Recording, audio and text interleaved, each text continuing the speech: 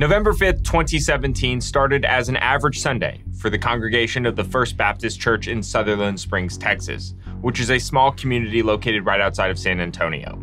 And it ended as the deadliest mass shooting at a place of worship in American history. 26 people were killed, 22 injured. The shooter, Devin Kelley, was a former United States Air Force service member with a criminal history. In the aftermath of the shooting, 52 victims actually came forward and sued the federal government for their role in enabling Kelley to commit this mass atrocity.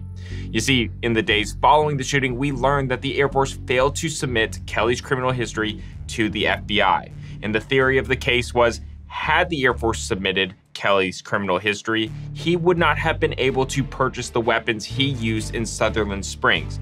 Every single weapon used was purchased over the counter, meaning Kelley had to pass a background check. I spoke with Jamal Alsaffar, the lead lawyer for the victims in this case, and what he told me was terrifying. The government actively tried to suppress and hide evidence in this lawsuit. Today's video, this is the lawsuit review of Holcomb et al. Versus the United States of America. Before we begin, I'm going all in on lawsuit reviews. I'm going to be interviewing lawyers who handle cases that I find interesting. I never take any sponsorships. The only thing I ask is that if you need a lawyer, you go to attorneytom.com. If my team can't help you because it's out of our area of expertise, we can refer you to a lawyer who can. Before we talk about the law, it's important we understand some key events that happened during Kelley's tenure in the Air Force. Kelley enlisted in the Air Force in 2009. He served in logistics at Holman Air Force Base in New Mexico, which is near Alamogordo. In 2012, Kelley was actually involuntarily admitted into a mental health facility. In June of 2012, he actually escaped that facility and they caught him at a bus station near El Paso. In October of 2012, Kelley was actually charged with assault on his wife and aggravated assault on his stepson. He fractured his stepson's skull. In total, there were actually 4 charges. The 2 I told you about. He was also charged with pointing a loaded gun at his wife's head and making threats of violence with an unloaded gun as well. But ultimately, he would plead guilty to just the assault on his wife and the aggravated assault on his stepson. In exchange, the weapons charges were dropped. Ultimately, he did spend just over 12 months in the brig. He's in jail for 12 months. Mm-hmm. Is he dishonorably discharged after that? No, they don't dishonorably discharge this guy. They gave him a bad conduct discharge instead of a dishonorable discharge. The reason that matters is that would have been yet another qualifying condition to report him on. Now, they had plenty already, right. But one of the complaints that I had in the military prosecution was that they went too soft on this guy. He should have been in jail a lot longer than he was, especially when I learned what they knew. When I found out the evidence that they had about this guy, he should have been in much longer. In fact, I think he should have been in long enough to where he wouldn't even been able to commit this shooting. The qualifying conditions Jamal alludes to actually comes from 18 U.S.C. Section 922G, which state that if a qualifying condition occurs, it's actually illegal for somebody to own, possess, or purchase a firearm. Some of these qualifying conditions include being convicted of a crime that carries a sentence of more than 1 year of imprisonment, being admitted into a mental health facility, and being convicted of misdemeanor domestic abuse. This was a case of negligence. The victims sued the United States Air Force because they were negligent. In order to prevail on a negligence claim, you need 4 things: duty, breach, causation, and damages. Starting with duty, did the Air Force have a duty to civilian churchgoers? And the answer to that is yes, because of 18 U.S.C. Section 922G. This created that duty.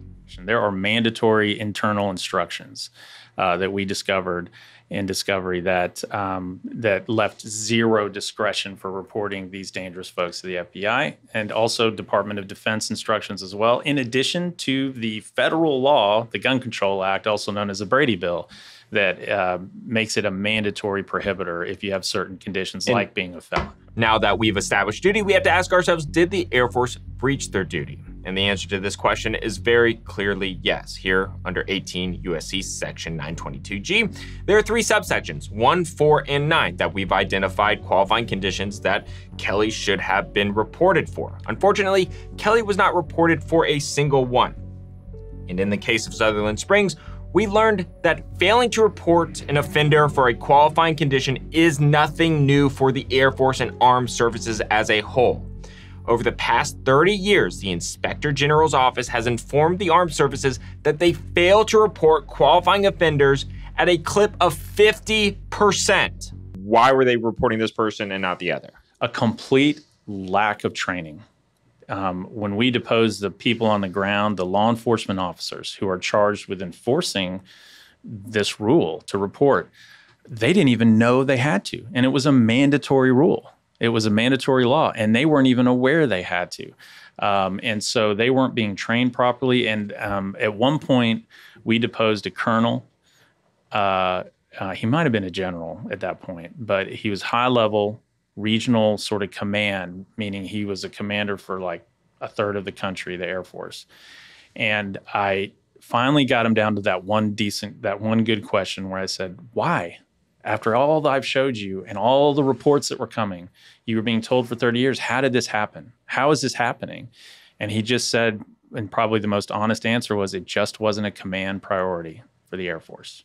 And that was it. It wasn't a priority. Moving on to causation, there's two types of causation, and you need to establish both in order to prevail on a negligence claim: cause and fact and proximate cause. Starting with cause and fact, this is commonly referred to as but-for causation. Ask yourself the question: would the Sutherland Springs shooting have happened but for the Air Force's failure to report Kelly to the FBI? This is a very logical type of causation. And what's important about this is there can actually be more than one cause, okay? Here, every single weapon that Kelly used was purchased over the counter, meaning he had to pass some sort of background check to obtain it. Had the Air Force submitted Kelly's information to the FBI, he would not have been able to get the weapons that he used. This is a very general type of causation, and I don't want you to think too much about it. So we do have cause and fact. Now, I know what a lot of you are thinking. Right now you're saying, okay, how can the Air Force be responsible for the acts of a crazy person? Who cares if he bought those weapons over the counter? Because somebody as deranged as Kelly would have found a way to get weapons anyway. Well, congratulations, you just identified the Air Force's defense, and this is where proximate cause comes into play. You need to ask yourself, were the damages substantially related to the Air Force's actions? And the key word when establishing proximate cause is foreseeable. Were Kelly's actions foreseeable? And this is where things take a dark turn. During the discovery phase of the lawsuit, it's clear to Jamal that the government was unwilling to turn over the evidence the victims were entitled to. They were hiding something. Jamal had to go in front of the judge, and the judge actually issued sanctions against the government for suppressing evidence. And what did we learn from the evidence that was eventually revealed? Well, the government had reports of Kelly making threats of mass violence, making death threats against superior officers, and witness statements saying that if anybody in the world was going to commit a mass shooting, it was Kelly. There were red flags everywhere. And what did the government do? One of the biggest things that I think upset all of us, and it should have, but also it upset the judge, was that after he was released from jail, the Air Force protected themselves, but not the public. And here's what I mean by that. He tried to come back to 3 different Air Force bases, 3 different times, 2 different Air Force bases. He tried to come back after he was discharged. It worried the military so much that they issued a national security threat notice for every base in the country to shut down this guy from entering and put the highest security risk on him so that they protected every single base in the country. In the middle of trial, when they were the government was the U.S. attorneys were trying to assert a defense of, well, this wasn't foreseeable and you can't put this on us. The judge actually interjected and said, wait a second, I just heard a ton of evidence that you guys were so worried that he would commit a mass shooting on base or violence on base that you shut down the entire country, but not the public. You didn't warn the public. And he said, quote, you protected yourself, but not the public. To re-emphasize Jamal, and this should make you mad, the military protected themselves. They were so worried about Kelly that they issued a national security threat notice to every single base in the country. And it worked. 3 separate times, Kelly came to a military base, likely to commit some form of mass violence, and was turned away because he was on that list. He just wasn't on the list that would have protected the public, and that is what this case is about. Of course it was foreseeable with all of the knowledge that they had of Kelly. How can you not report someone like that? So now we have duty, breach, and causation. This case was actually bifurcated, meaning the damages portion of the trial would be held if and only if the government was found liable. Another interesting tidbit is that this was a case brought under the FTCA, the Federal Tort Claims Act. Under the FTCA, you do not have a right to a jury trial, so there was a judge making this determination. And the judge, after hearing all of the evidence, found that the government was 60% responsible for Sutherland Springs. And this is important because so long as the government was found more than 50% responsible, they are responsible for all of the damages. With respect to damages, we won't go into graphic detail. You just need to know that 26 people were killed, 22 were injured. And the injuries range from people who were paralyzed to people who have PTSD and everything in between. After hearing all of the evidence, the judge issued a verdict of $230 million, which was the largest verdict in Federal Tort Claims Act history. But the government appealed. In April of 2023, the parties actually announced they settled the case for $144.5 million. The government dropped their appeal in exchange for settling for this lower number, which the parties took because this case happened in Texas under the Fifth Circuit's jurisdiction, which is notoriously conservative on money damages. But the money is by far not the most important part of this case. Did the government take any sort of responsibility? Are they making any changes as a result of your case? Yes, I will say this is in my view, the most important thing. And this was the most important thing to the families. We could not get this settled unless the families knew what I'm about to say. And that was two things. The first thing was that as a result of the lawsuit, the federal government revamped the entire background check reporting system. And so, and when I say revamped, they put hundreds of thousands of felons back on the rolls so they can't get guns. But they also changed entirely the process of reporting and how they have safety nets and checks in place to ensure that when someone's convicted or has a qualifying condition, they get reported almost exactly in the same manner our experts recommended.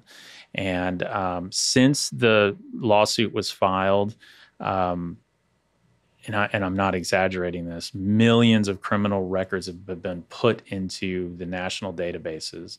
And their percentage of success has gone through the roof in terms of making sure that they don't slip through the cracks. So for the families, we can literally tell them, because you stood up and filed this suit, made the entire country safer as a result. If you want to watch my full interview with Jamal, click the link in the description or the link in the pinned comment. I'm starting a podcast called Lawsuit Review, where I interview lawyers who handle cases that I find interesting. Thanks for watching.